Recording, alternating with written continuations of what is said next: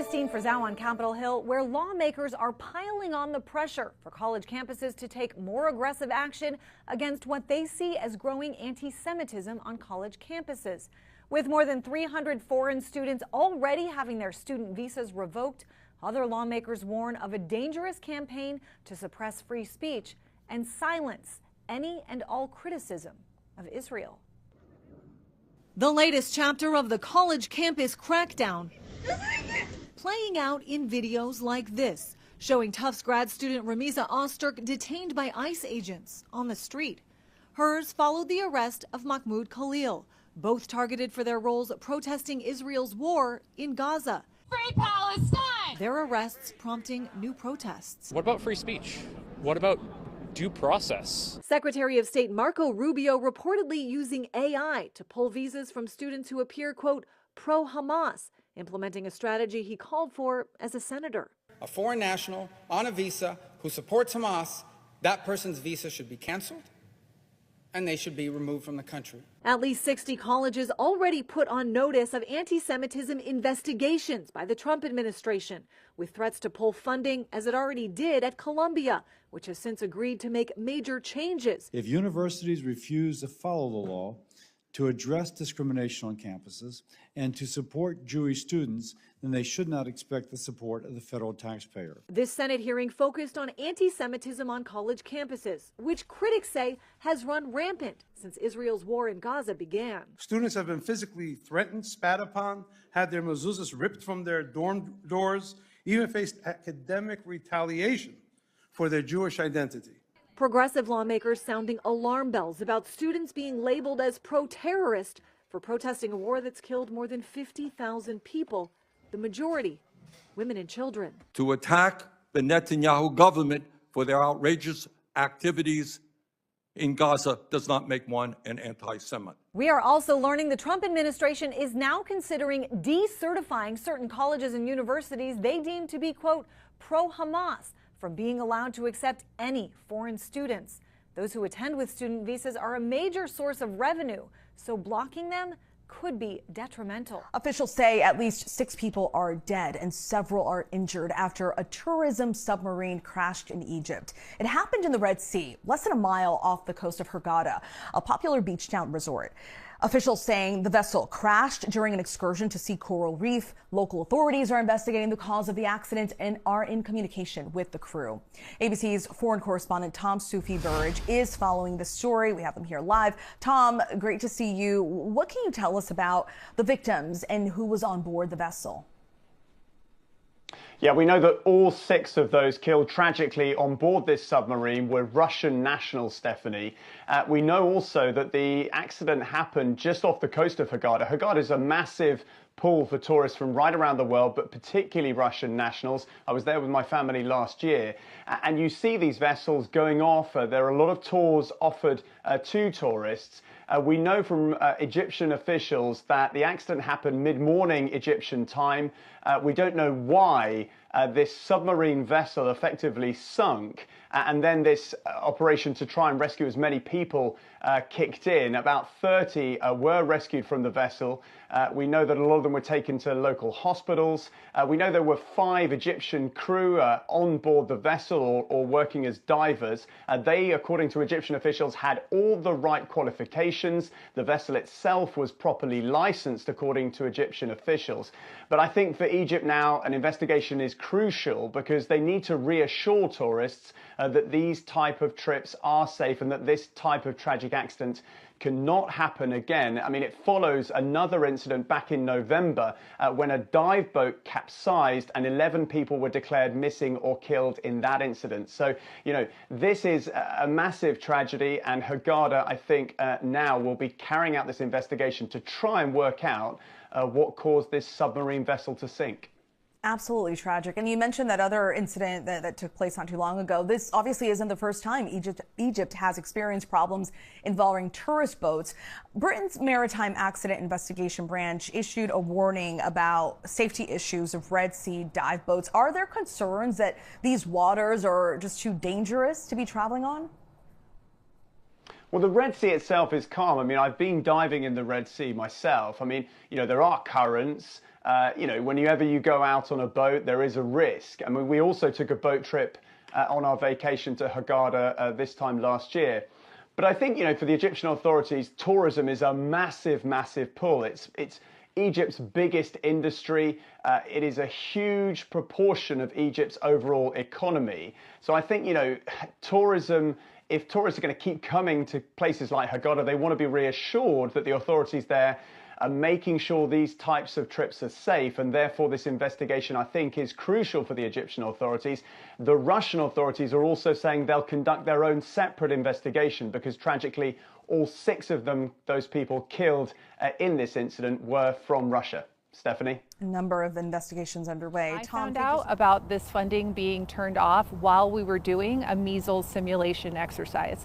And I was looking around at staff whose very livelihoods are supported by those funds that we were fully expected to have through the end of the year. The full picture of federal funding cuts is still unclear. To Jeffco Public Health Executive Director Dr. Sarah Story. We don't know the hard number. We do know it's probably going to be somewhere in the ballpark of $500,000 to $1.5 to $2 million. If it does end, when?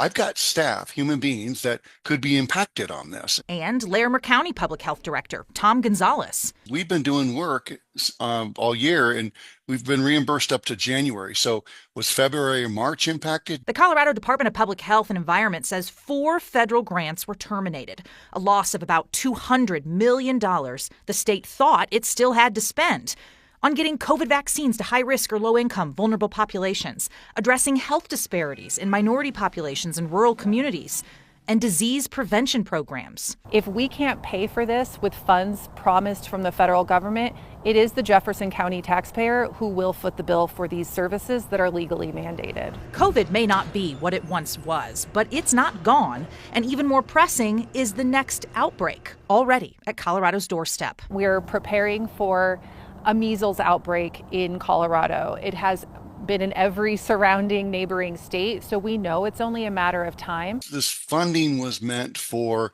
filling in the gaps and mismarks during the pandemic.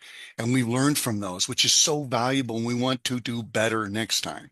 I'm afraid that those lessons learned and those things may be forgotten or not implemented. New data from the Integrated Food Security Phase Classification reveals that ongoing conflict and surging food prices have led the Democratic Republic of the Congo into a dire food crisis. An alarming 28 million individuals are now suffering from acute hunger, a rise of 2.5 million since the recent outbreak of violence in December. 2.5 million people have been pushed into acute food insecurity, and the needs are growing. The humanitarian situation in the DRC is deteriorating at an alarming rate.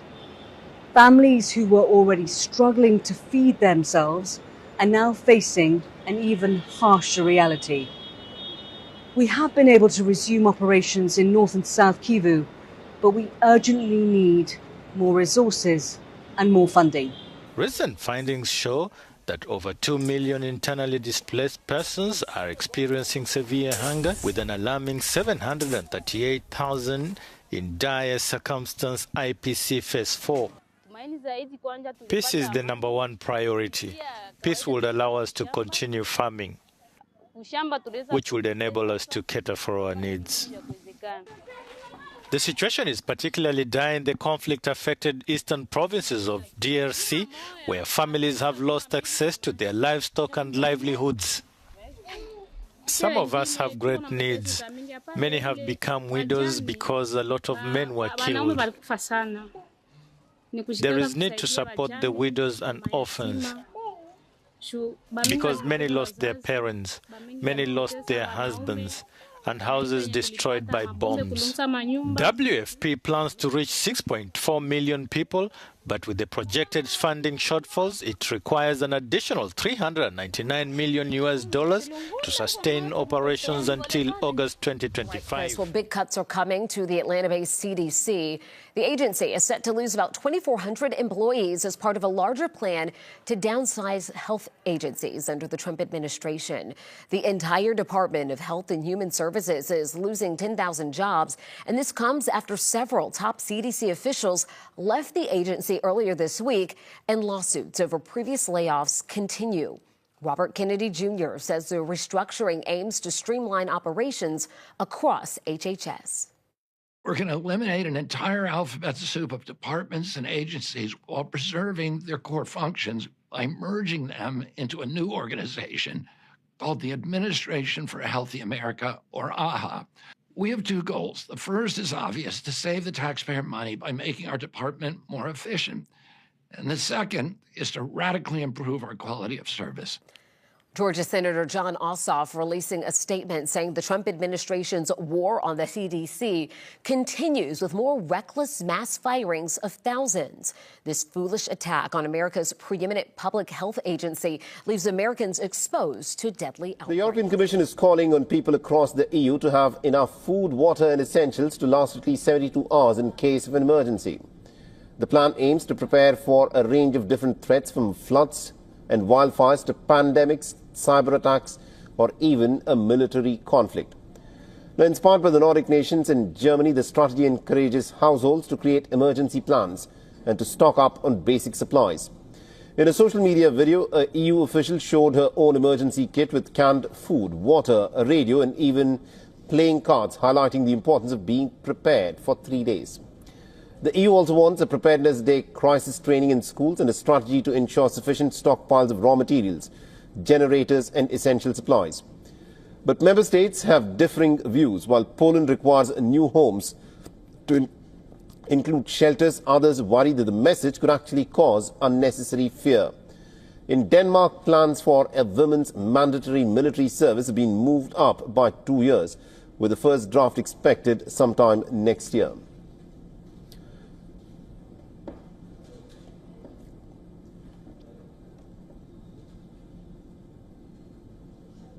Two of President Trump's cabinet officials are under fire after sharing detailed military plans in a private chat group that included a journalist, revealing sensitive timelines and strike information ahead of planned bombs that were going to go off on Houthi targets in Yemen. The Signal chat, which included Defense Secretary Pete Hegseth and National Security Advisor Mike Waltz, was accidentally shared with Atlantic magazine editor Jeffrey Goldberg.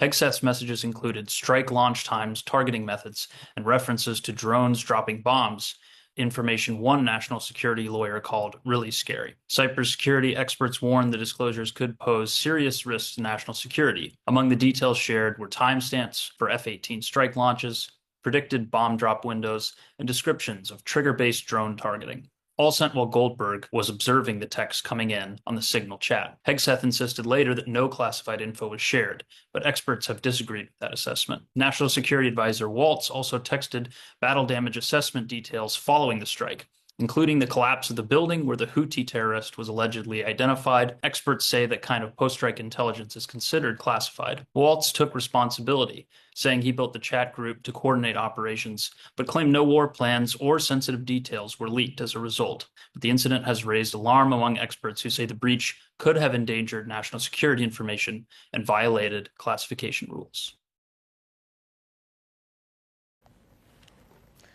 You've heard of ChatGPT, Grok, and DeepSeek. These are all artificial intelligence platforms. They use supercomputing to mimic human behavior. People often use AI for research or for homework. That's what most people do. But Kim Jong-un is not most people. He is the leader of North Korea, and he is installing AI into kamikaze drones. These are drones that find a target and explode.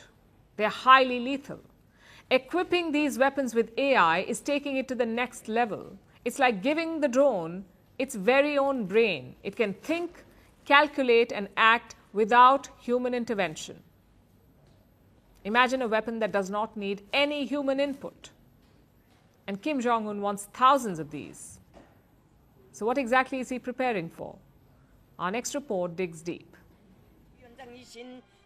There's a new sheriff in town, and it's none other than North Korean leader Kim Jong-un. Taking inspiration from the Hollywood thriller Top Gun, Kim Jong-un was seen wearing a leather jacket as he inspected his country's new weapons. Surrounded by his generals, the North Korean leader was seen standing next to a massive reconnaissance drone, and that was just the tip of the iceberg. Kim then inspected several other smaller drones. These were test-fired in his presence. The attack drones were seen hitting their targets. Then Kim Jong-un made some big announcements. He said that all new drones will be powered by artificial intelligence and that thousands of AI-powered kamikaze drones would be made. We all know that the use of AI has become rampant, from children using it for school projects to grandmas using it to learn new recipes. AI has made its place in almost all sections of society, even the military. The US, Russia and China are already using this technology for their weapon systems, and Kim Jong-un doesn't want to be left behind. So what exactly are these AI-powered suicide drones, and how are they different from normal ones? Largely, all suicide drones are controlled by humans. Operators launch the drone and then guide them to their target using cameras or lasers. But that will change with AI. It's like giving the attack drone its very own brain. After it's launched, it can gather data on its own, recalculate its flight path, and act without any human intervention. It's the ultimate fire-and-forget weapon. This means it won't be vulnerable to electronic jamming because there's no electrical feed guiding it, and this will give them a much higher success rate. So AI is going to make suicide drones extremely lethal, which is why Kim Jong-un wants them. But that's not all that North Korea revealed. A new airborne early warning aircraft was also brought out from under the covers. It will be used to track any incoming aerial threats. However, military experts say it's a Russian copy, or could even be a Russian plane that's been repainted as a North Korean one. South Korea's military has already called out North Korea's propaganda. If you see it, you will know that it appears to be quite dull, heavy, and vulnerable to interception. We believe that the internal devices and components may have connections to Russia, and the model itself is an upgraded version of the one that North Korea previously owned. Relations between Russia and North Korea go back to the 1950s. But the two nations have upgraded their ties recently. Russian President Vladimir Putin calls Kim Jong-un his trusted friend. The two even signed a strategic defense agreement last year. The two countries have pledged to defend each other in case of a war. Reportedly, Pyongyang has already sent 11,000 troops to fight in Ukraine, and now Kim Jong-un has sent an additional 3,000. Seoul believes the North Korean troops are gaining vital combat experience, which is increasing tensions in the Korean peninsula. With the new AI-powered suicide drones and battle-hardened soldiers, it looks like Kim Jong-un is sticking to his guns and readying for war. All right, so let's start this broadcast with this news that's coming from Pakistan, where according to reports, 3 people are being killed in an improvised explosive device attack that has left at least 21 others critically injured in Quetta, the provincial capital of Balochistan. Sources say that the explosives were planted in a motorcycle near a police patrol vehicle in a very busy market. The target of the blast is still unknown, as no group has claimed responsibility for the attack. A bomb disposal team is reportedly searching for evidence, and the injured are being treated in a hospital.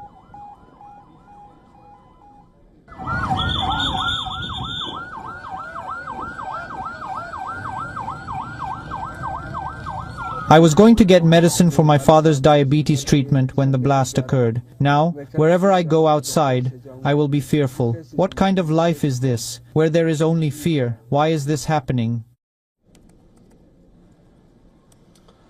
Now, this comes just hours after a gunman had killed at least 6 people in coordinated attacks in southwestern Pakistan. The victims were bus passengers who were targeted based on their ethnicity.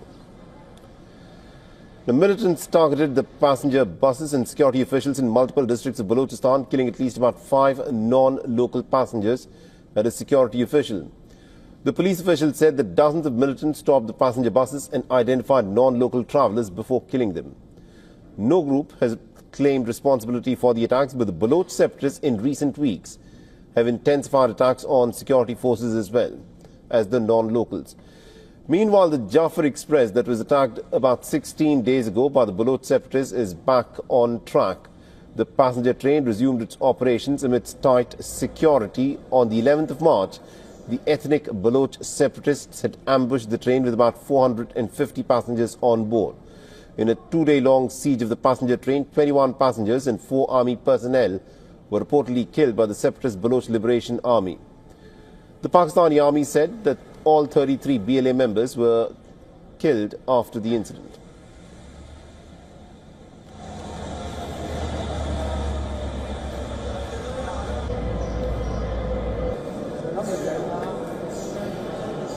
So this, of course, is the latest in terms of what is happening at this moment, where 3 people have been killed in an improvised explosive device attack that has left at least 21 others critically injured in Quetta, which is the provincial capital of Balochistan. And so far, according to reports that have come in, no group has claimed responsibility for the attacks.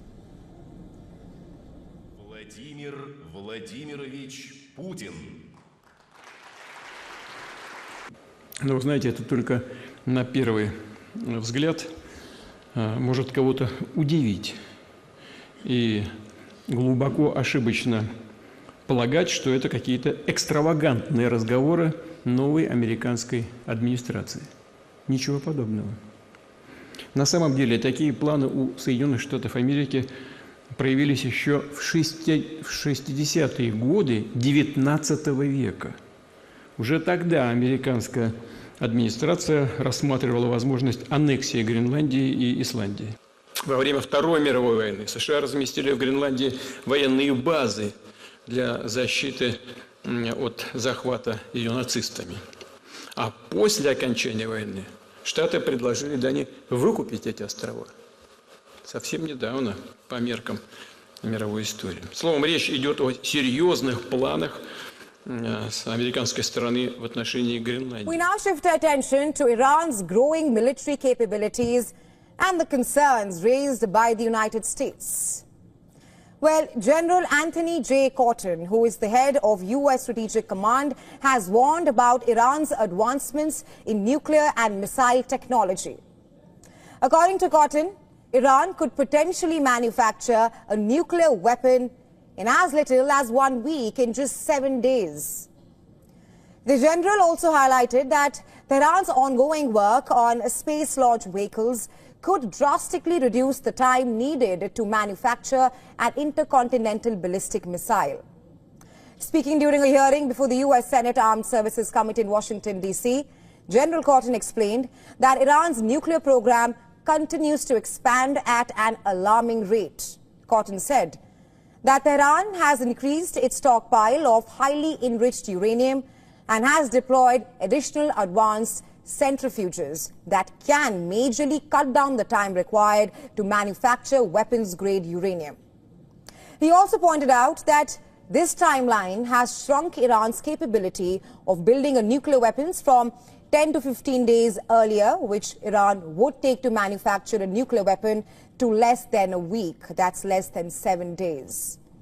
He said that Iran has the largest arsenal of conventional ballistic missile in the region. These missiles have already been used in attacks, including strikes on Israel last year.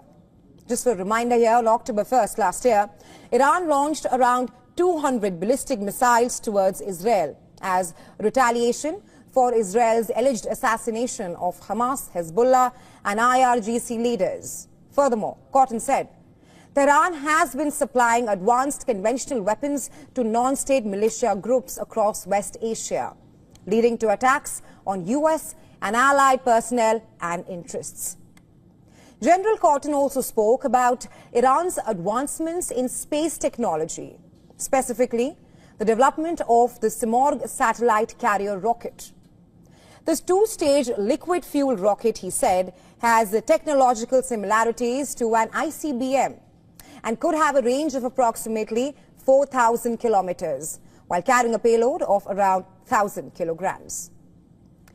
Another development that Cotton highlighted is the growing ties between Iran, Russia and North Korea. There's a little different nuance. That is the new relationship that we're seeing that's happening between Russia and the DPRK. So we're talking about DPRK, we're talking about Iran, we're talking about China, as well as the Russian Federation. That's why I call them the third-party influencers, because what they could do is they could be a distraction for the main effort that could be, that could be launched by any one of those that we had mentioned. Well, Cotton's warnings about Tehran comes as the U.S. ramps up its campaign against the Iran-backed Houthis in Yemen. And that's following a military offensive launched on March 15th.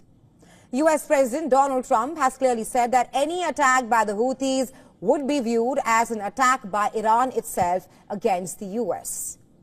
Meanwhile, U.S. Director of National Intelligence Tulsi Gabbard provided additional insights during a separate Senate Intelligence Committee hearing. She stated that while Iran is not currently pursuing a nuclear weapon, discussions about nuclearization have intensified within Tehran's leadership. She also noted that Iran's stockpile of enriched uranium has reached unprecedented levels for a country without nuclear weapons. And adding to all these concerns, Iranian state media recently released footage showcasing an underground missile facility. We told you about this yesterday on the show. The footage showed rows of ballistic missiles stored underground, underscoring Iran's expanding missile capabilities. Well, as tensions rise in West Asia, Cotton's comments highlight the growing military might of Iran and its strategic alliances in the region.